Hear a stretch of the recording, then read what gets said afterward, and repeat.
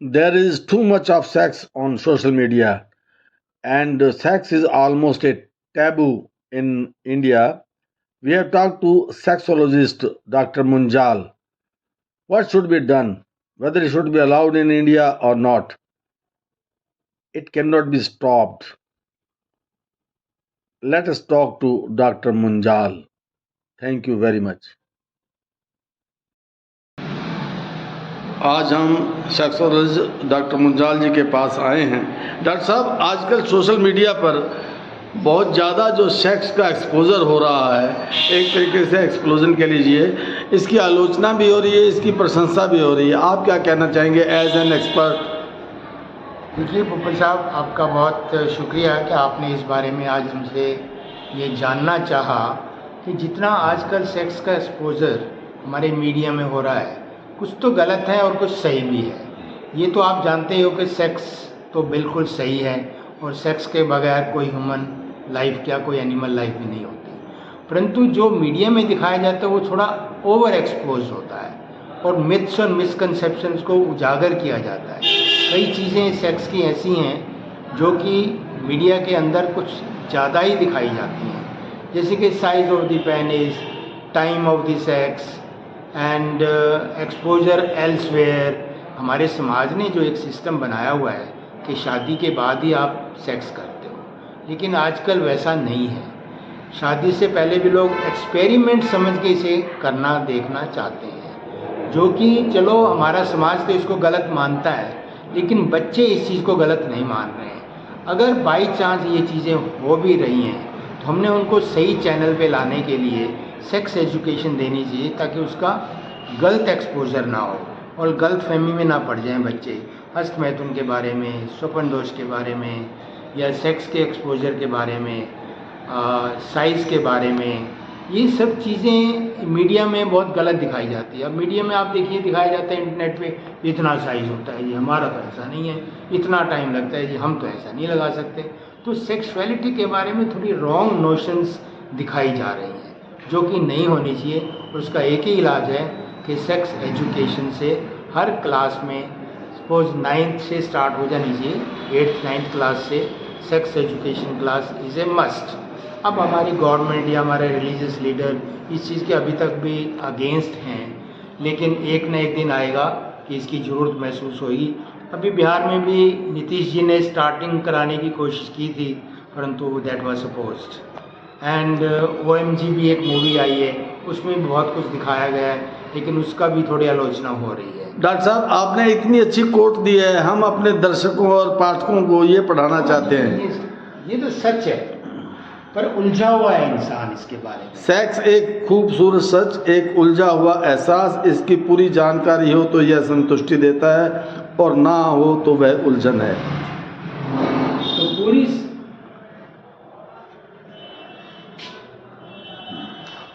अब आप देखिए जो हमारे पुराने मंदिरों में दिखाया गया है, आप खजुराहो चले जाइए, व्हाट इज़ दैट, उसमें इतना एक्सपोजर है सेक्सुअलिटी का।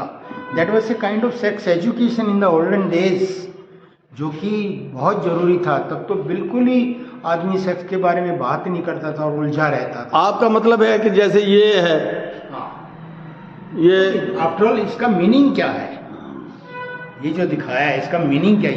ये तो एक छोटी सी फोटो है यहाँ पे, लेकिन आप खजुराहो में जाएंगे तो सारे मंदिर इस चीज़ की फ़ोटो में भरे हुए, और उसमें तो सारी एक्टिविटीज़ भी दिखा रखी हैं, पोस्चर्स भी दिखा रखे हैं, काफ़ी एक्सपोजर वे से दिखा रखे हैं। That the meaning is sex education during that time.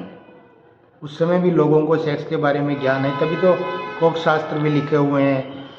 Pornography तो आज आई है, जो कि बिल्कुल ट्रू नहीं है, दैट्स अ फॉल्स थिंग। इसे false true, nothing is true in the pornography. Sir, ये आजकल बच्चे जो है स्कूल एजुकेशन वाले भी, ये भी इसकी तरफ बड़ा झुकाव हो रहा है और बड़ा ओपनली, और बच्चे ये कहाँ तक उचित है? स्कूल एजुकेशन में तो सेक्स एजुकेशन होनी चाहिए स्कूल्स में। आप ये कहना चाहते हैं कि स्कूल के बच्चे ही तो एक्सपोज रहते हैं सेक्सुअलिटी में, वही तो पोर्नोग्राफी और मीडिया में देखते हैं ये चीज़ें, जो कि सेक्स एजुकेशन से ही सही हो सकती हैं। हमें उनको सही चैनल पे लाना है, सही रास्ते पे लाना है। भाई सेक्स गलत नहीं है, sex is not wrong, but they should be healthy sex. हमने उनको हेल्दी सेक्स के बारे में बताना है, ये नहीं कहना है कि सेक्स बुरा है। सेक्स तो बुरा नहीं है। कोई ethics?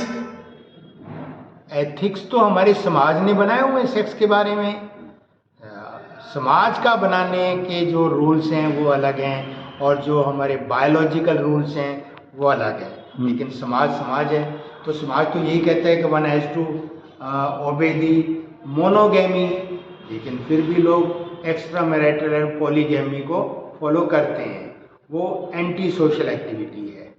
I won't say it as social. हमारे समाज ने तो एक ही औरत के साथ संबंध बनाने के लिए कहा हुआ है, ना कि कई औरतों के साथ, लेकिन हो रहा है।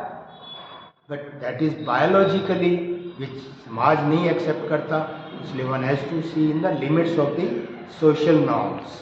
हमें सोशल नॉर्म्स के लिमिट में ही रह के ये सब करना है। तो आप पेरेंट्स को, सरकार को, स्कूल्स को क्या बताना चाहेंगे? देखिए, अब बात ये है ना कि सेक्स एजुकेशन करे कौन? पेरेंट्स करें, टीचर करें या डॉक्टर्स करें? कौन करें? The best way is peer group.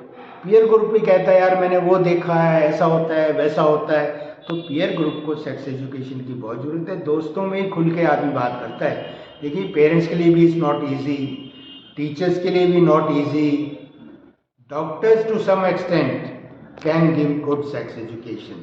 If a sexologist is there who has really read about sex and knows about sexuality, हम इसको सेक्स नहीं कहते, सेक्सुअलिटी कहते हैं। सेक्स एजुकेशन के लिए बेस्ट जो है एज क्या है? क्योंकि I think from 8th standard it should start. 8th standard का बच्चा पजल रहता है सेक्स के बारे में, ह्यूमन बॉडी के बारे में, ह्यूमन हाइजीन के बारे में, एक्सपोजर के बारे में, जो आजकल यानी टीन एज शुरू होती है 13 से, तो 13-14 से नहीं, टीन एज तो बहुत आगे हो गई, 8th से स्टार्ट होनी चाहिए। When real things start, when the real hormones या differentiation between girls and boys start और the attraction starts between the opposite sex, then only you have to give the sex education. Doctor साहब, ये जो marriage से पहले counselling कितनी ज़रूरी है? बिल्कुल ज़रूरी है जी, मैरिज से पहले। बिकॉज ऐसे है ना, अब after all after marriage sex is in the full form, तो उसको सही रास्ते पे लगाने के लिए बच्चों को ज़रूरत पड़ जाती है। ऐसा आदमी कहता है नहीं जी कोई ज़रूरत नहीं है, लेकिन आई थिंक अगर मिथ्स एंड मिसकंसेप्शंस में बच्चा फंस जाए शादी से पहले, तो शादी के बाद उसकी काफ़ी प्रॉब्लम्स सामने आती हैं सेक्सुअलिटी की। तो इसलिए it's better to have a full knowledge. इसमें शर्म क्या करनी है? पहले तो लोग शर्म करते थे ना, भाई सेक्स के बारे में क्या जानना। अरे हम सेक्स नहीं सिखाते, सेक्सुअलिटी बताते हैं। What is sexuality? सेक्सुअलिटी और सेक्स में फ़र्क है। And we don't teach sex, we teach healthy sex, we teach hygiene about sex and how to manage your sexuality after marriage is a must. क्योंकि Gulf में हमारी ये भी फ़र्क है कि औरतों की जो सेक्स नॉलेज है वो काफ़ी कम है आदमियों से, तो इसलिए भी प्रॉब्लम हो जाती है। औरतें कुछ भी टोन कर देती हैं मेल सेक्सुअलिटी के बारे में कि आपका ऐसा नहीं है, आपका वैसा नहीं है, ये नहीं है, ये मैंने सुना ऐसा होता है, वैसा होता है।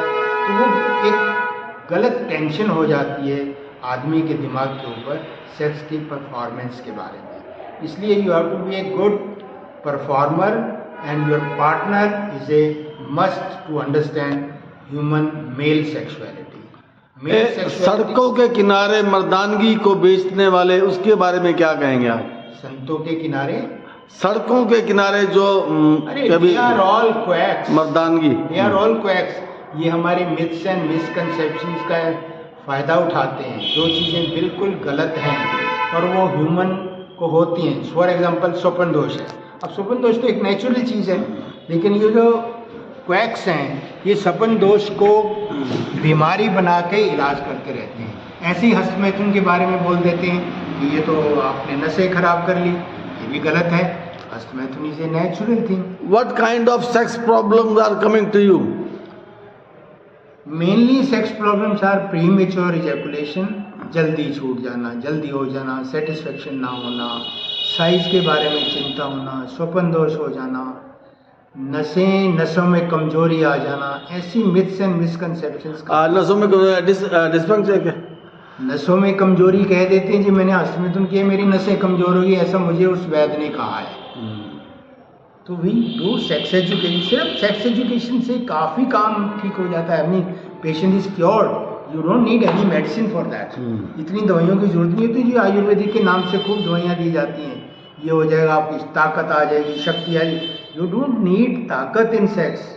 You just need understanding each other. आदमी औरत दोनों को एक दूसरे का सेक्स की अंडरस्टैंडिंग होनी चाहिए. Female should understand what the male wants.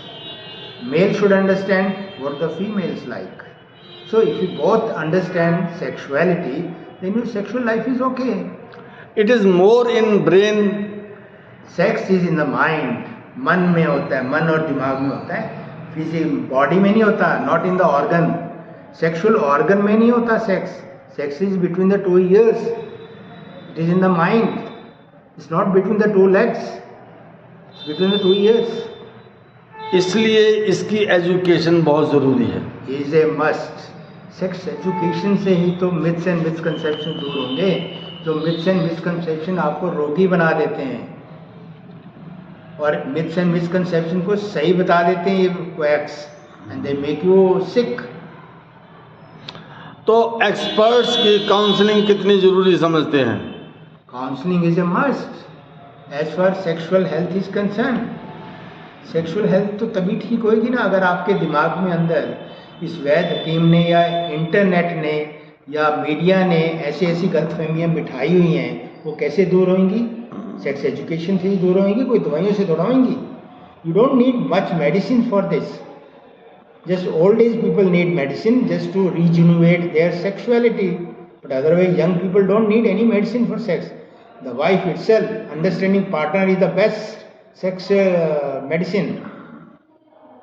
Understanding partner, both should understand each other's sex.